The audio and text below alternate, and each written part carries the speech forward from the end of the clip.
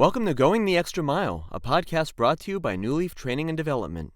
Each edition is sure to lift your spirit and encourage you in today's working world. Enjoy! Do versus be. I'm participating in a 4-week online course at present to help me be a better writer and book author. During one of the lectures today, the presenter said something that really gave me the proverbial head bop. So much so, I had to rewind the recording and capture again what he'd said.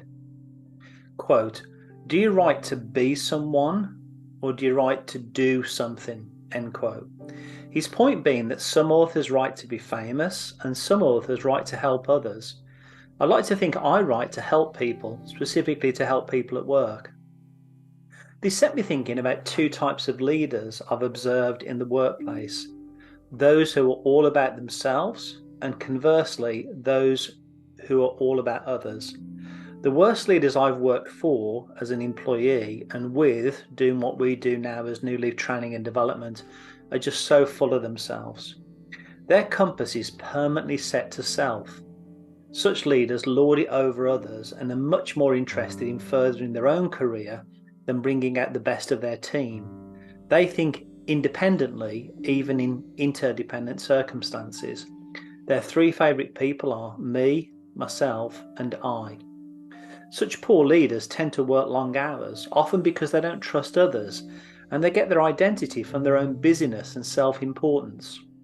Sadly, such leaders often have a track record of broken and bruised relationships around them, also in their private lives, due to their own selfishness.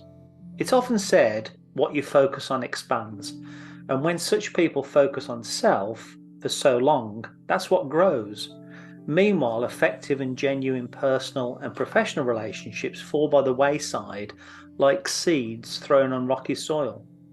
As time marches on, such leaders find themselves in their own prison cell, unaware they lock the door from the inside and no longer know where the key is.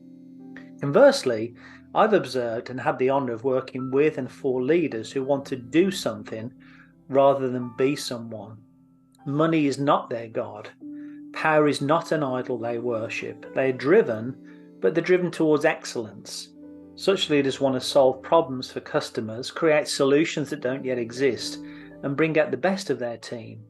They speak interdependently, even when the organisation wants to recognise them independently. Their three favourite groups are us, we, and together. I worked with such a leader once, and one of his measures of true success was the happiness and whole life satisfaction of his direct reports. I was shocked when during my first performance review he asked me how things were at home, how Gaynor and the children were. He asked what he could do to better serve me.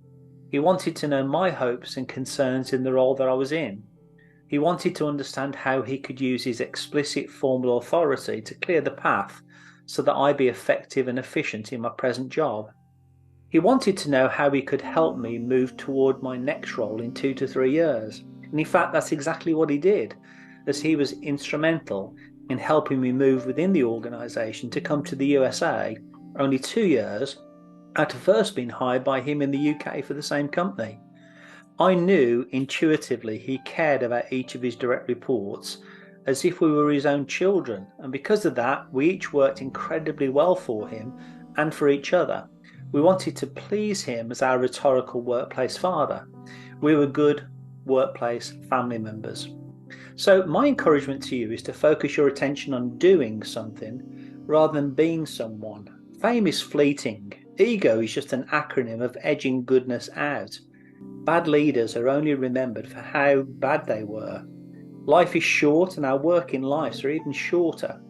So turn the organisational pyramid upside down and see yourself as being of service to others. If you've been given that noble, honourable responsibility to supervise the work of others, manage process and procedures or lead people, do it all to the best of your ability, and you'll find as a byproduct you'll be someone worth following and a nicer person to be around at home. I hope you found that short story useful, and if you did, feel free to rate, review, and share this podcast. We'll be back next week with another episode, and we also invite you to check out our other weekly podcast, Take 5, an inspiring interview with a leader worth listening to. Bye for now.